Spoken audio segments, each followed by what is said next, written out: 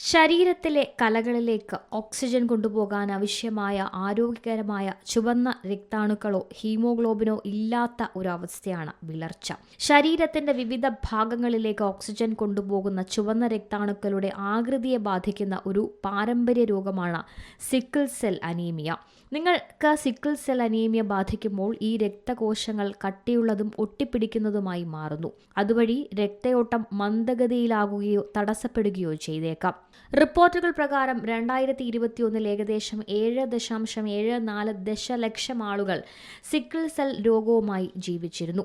2000 5.46 ദശലക്ഷത്തിൽ നിന്നും 41% വർധനവാണ് ഉണ്ടായിരിക്കുന്നത്. Sickle cell anaemia ഒരു ജീവന ഭീഷണിയായ അവസ്ഥയുമായേക്കാം. സിക്കിൾ സെൽ അനീമിയ ഉള്ളവർക്ക് സാധാരണയായി ക്ഷീണമോ ബലഹീനതയോ അനുഭവപ്പെടാറുണ്ട്.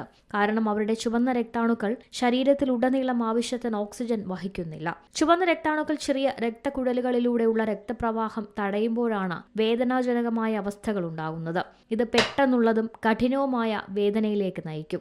കൈകളിലെയും കാലുകളിലെയും ചെറിയ അസ്ഥികളിലെ രക്തചംക്രമണം തടസ്സപ്പെടുന്നതും വേദനാജനകമായ വീക്കത്തിനും കാരണമായേക്കാം. News desk C Malayalam news.